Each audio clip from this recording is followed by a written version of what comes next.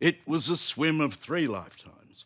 Last week, Melbourne girl Chloe McCardel waded into the chill waters of southern England, determined to become just the 4th person to make a triple crossing of the English Channel. How she found the courage to dive into that rough and unpredictable ocean just amazes me. But every year, hundreds try it, all determined to conquer swimming's Mount Everest. Maybe if they saw what happened to Chloe, they'd think twice before taking the plunge. I'm on a remote stretch of southern English beach. One last kiss. Okay, we're back to it. Thanks, Charles. The last person Chloe McCardel can touch or even speak to before she embarks on her grand passion. I think I'm just addicted to the challenge. There's nothing like swimming the English Channel as a way to challenge yourself physically, mentally, challenge how well prepared you are for an athletic event. It really is a pinnacle of marathon swimming. But that challenge can take its toll. Before it's over, this brave young woman might just push herself too far.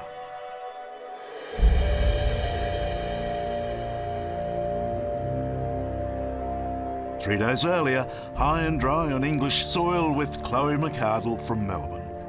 One of that rarest breed of long-distance swimmers who abandon the safety of the pool for the danger of the wild ocean.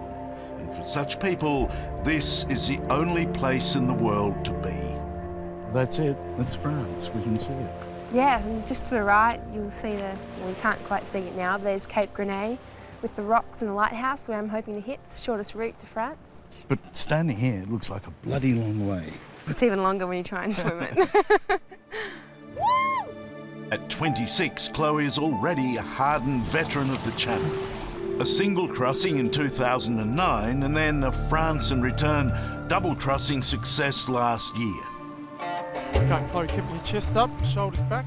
And for the past year, she's been training all over Australia for this year's marathon attempt. Make the biggest bicep. Ready? 3 crossings without a break. Here you go. The feat hundreds have tried, but only 3 have ever achieved. Statistically, it's much harder than climbing Everest. Chloe, just going to check your core temperature. To swim the English Channel, you need to have such a strong goal in your head and have that mental strength.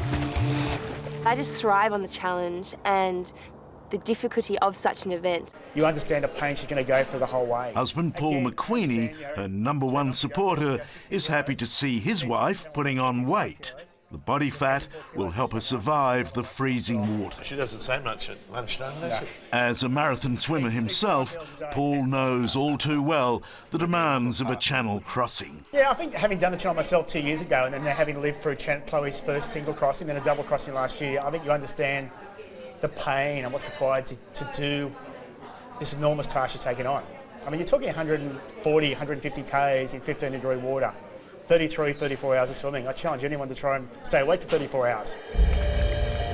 Well into the first leg, and Chloe's a strong performer. Beautiful out of the water, stupendous in it.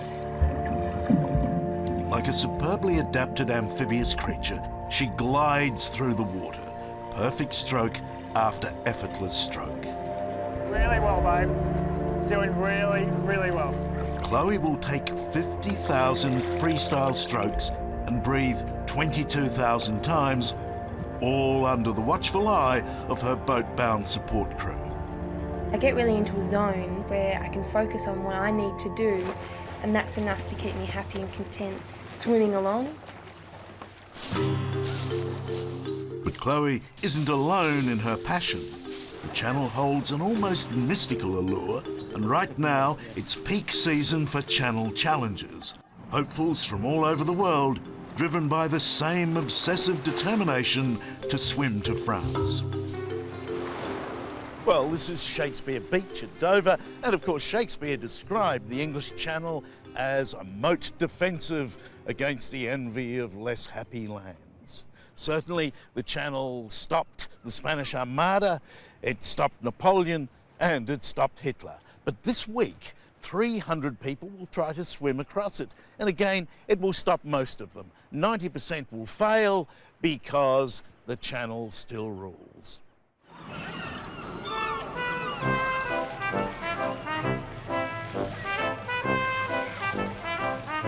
They may not be beaches by our standards, but the Brits do love to be beside the seaside, no matter what the weather. It's a nice dry morning at the moment, but I'll give you a clue. If it gets wet like last week, there ain't going to be nobody here on the beach when you get out. Frida Streeter is a grandmother and a volunteer trainer who's watched the contenders come and go and believes they all have one thing in common. They're mad. I think it's crazy. I think it's crazy. You think it's crazy? Yeah, I do. You know, I work with them all the time, and they keep saying, you know, over there there's a ferry, up there there's an aeroplane, down there is a train. Why would you want to swim here? It doesn't make any sense to me, but they come in their droves. It is the premier swim of the world. The first crossing's still going well. With flat seas and the wind at her back, Chloe and her support team are in good spirits. 2 by effectives. Yeah, very proud of her. She's doing very well. She's a machine. She is a machine. I mean, she does a hard yard. She's been averaging 100k a week at home in preparation for this. Today she's got 3 laps to do, and that's all she's focusing on. Oh, the first lap, I'm just warming up. I'm excited. Yeah, it's just a lap for me. And then the second lap, I'm going to really have to knuckle down and turn on the afterburners because that's going to be tough. Among Chloe's onboard support crew is Murph Renford, the lookalike son of Australia's King of the Channel, Des Renford, who conquered the stretch in 19 single crossings back in the 70s.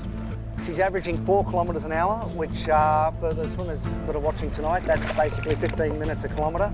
And I can tell you, your average person going to the pool tomorrow morning for their Monday morning session won't be able to do 1 kilometre in 15 minutes, and Chloe's going to average that for over 30 hours. I've never been in that territory before. I've never swum for more than 25 hours in cold water continuously. Keep going, doing really, really well. Swimming in 15-degree water is really tough for your body. Keep the arms moving. And to do it for an extended period of time, you know, for anything more than 5 or 6 hours, your body is really fighting against that cold and using up energy to fight the cold water. It's so fickle out there. You never know what's going to happen. It's never the same 2 days running. And it's very strange. It has numerous weather patterns out there, and anything can happen. But it doesn't stop novices like English publican Thomas Noblet from having a go. No, 3 years ago, you couldn't swim. No, not a stroke. The only thing I could do is put one arm over the other, and that was it. How come you got into this kind of madness? Well, it ended up as a bet, and then we did more swims, and then the sort of pinnacle is to swim the English Channel, and it's the Everest of swims. It's certainly true. It's different strokes for different folks. And weighing in at a tidy 18 stone in his trunks on Dover Beach, Thomas Noblet redefines the athletic dreams of average blokes all around the world. Now you're doing this for larger men, for beer drinkers all over the world, proving that they can conquer the channel. Yeah, larger men are better looking men as well, so... I've crunched the numbers, I'm giving 10 to 1 against you. Yes, and that's what I like. I like people saying that you'll never get across or you'll never do this, so it's me proving them wrong, really. You want to have a fiver on it? Yeah, I'll have a fiver with you, definitely. Well, you're a good bloke, Tom. Good luck. Ah, cheers. There, mate. Are you sticky? Yeah. Just what you ordered.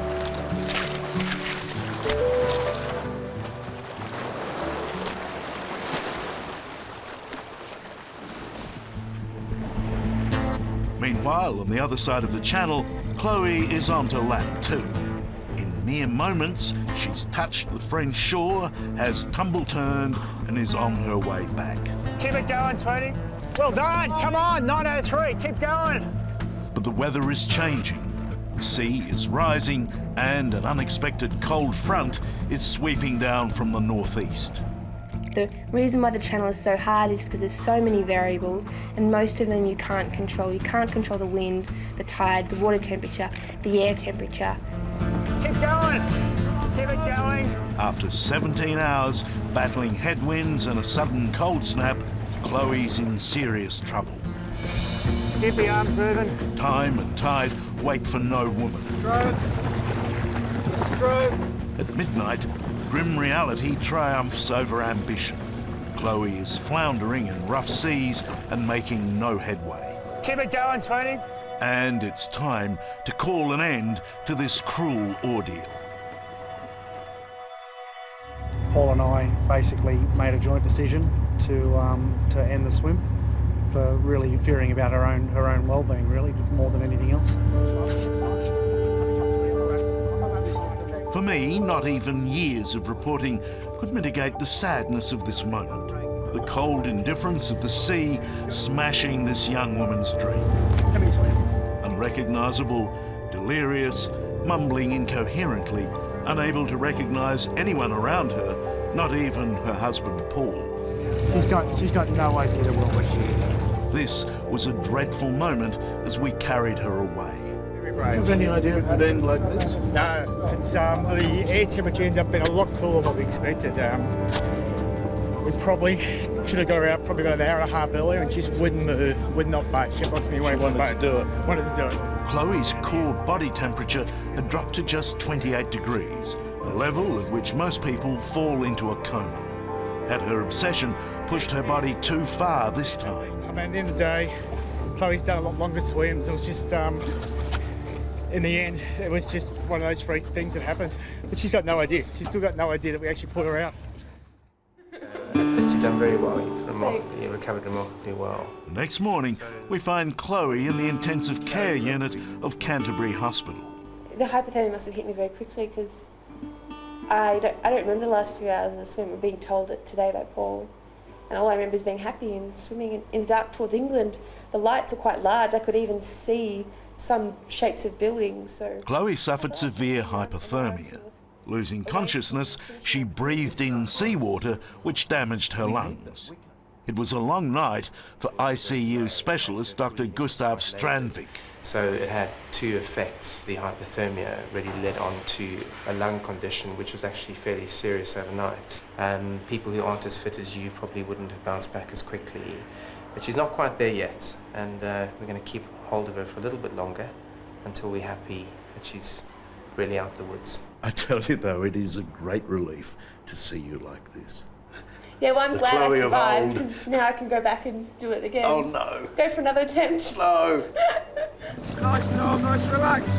Remember publican Thomas Noblet, whom we left all at sea on his way to France? This challenger bravely spent 17 hours battling those same bitterly cold conditions that put an end to Chloe's hopes. But alas, it wasn't to be for Thomas either. Cheers, mate. But likewise, he's already making plans to return. It grips you. I call the channel my mistress. This is my third attempt at the channel. It's the only other lady in my life, so and she's a little bit cruel to me at the moment, but I will tame her. There aren't many chances in life these days to take a risk or challenge yourself to the physical limit. So when people do, we scarcely know whether to caution them or applaud them. Like Chloe, I think we should cheer them on. I'm not quite sure why the average Australian is intrigued about, say, extreme sports or pushing the limits. I mean, I can only guess that maybe there's a part of all of us that would like to be a bit adventurous. It's woman versus nature. Yes, it is. You can't tame the English Channel.